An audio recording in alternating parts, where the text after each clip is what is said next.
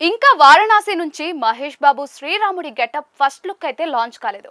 అలాగే రామాయణం సినిమా నుంచి రణబీర్ రాముడి లుక్ ఇంకా రాలేదు. కానీ అభిమానుల్లో మాత్రం కుతూహలం అంతకంతకు పెరుగుతూనే ఉంది. ఎటు చూసినా కూడా ఉత్సాహం కనిపిస్తూ ఉంది. లుక్ లాంచ్ల కోసం ఫ్యాన్స్ అయితే అంతా వెయిటింగే. ఎవరి లుక్ బెస్ట్ గా ఉంటుందో, ఎవరు షో స్టాపర్ గా ఉంటారో అని చెప్పేసి ప్రస్తుతానికైతే అభిమానుల్లో బోలెడంత చర్చ సాగుతుంది. అయితే రాజమౌళి వారణాసిలో కొన్ని నిమిషాల పాటు మహేష్ బాబు రాముడి గెటప్ లో కనిపిస్తారు. కానీ రణబీర్ అలా కాదు, సినిమా ఆద్యంతం శ్రీరాముడిగా కనిపిస్తారు. ఫ్రాంచైజీలోని 2 సినిమాల్లోనూ అతడు శ్రీరాముడిగా తెర నిండుగా కనిపిస్తారు. మరింత డెప్త్ గా విషయంలోకి వెళితే ఇండియన్ సినిమా హిస్టరీలోనే ఇద్దరు సూపర్ స్టార్స్ ఒకేసారి శ్రీరాముడి పాత్రలు పోషించడం అనేది మునుపెన్నడూ లేని ఉత్సాహాన్ని కలిగిస్తూ ఉంది. మహేష్ బాబు, రణబీర్ కపూర్ ఇద్దరు కూడా తమదైన శైలిలో రాముడి పాత్రకు ప్రాణం పోయడానికి ప్రయత్నిస్తూ ఉన్నారు. ప్రస్తుతం ఇద్దరి ఫస్ట్ లుక్స్ విడుదల కాకపోవడంతో అభిమానుల్లో ఉత్కంఠ పీక్స్ లో ఉంది. ఈ ఇద్దరిలో ఎవరు బెస్ట్ అనే చర్చ అయితే మొదలైపోయింది. మహేష్ బాబును శ్రీరాముడిగా చూడాలనేది ఆయన అభిమానుల దశాబ్దాల కల. అందుకు తగ్గట్టే జక్కన్న ఈ లుక్ పరంగా చాలా జాగ్రత్తలు తీసుకున్నారని తెలుస్తోంది.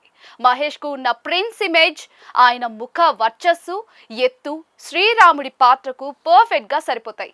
ముఖ్యంగా రాజమౌళి సినిమాల్లో హీరోల మేకోవర్ అద్భుతంగా ఉంటుంది కాబట్టి మహేష్ బాబు వారణాసి ఎపిసోడ్ లో శ్రీరాముడిగా కనిపిస్తే అది థియేటర్లలో పూనకాలు తెప్పించడం ఖాయం.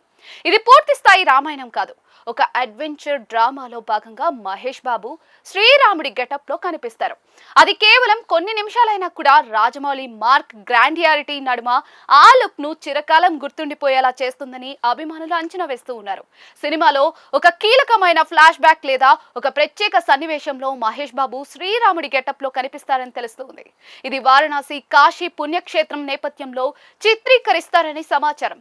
రణబీర్ కపూర్ ఒక పూర్తి స్థాయి పౌరాణిక గాథలో శ్రీరాముడిగా మెరవబోతూ ఉన్నారు.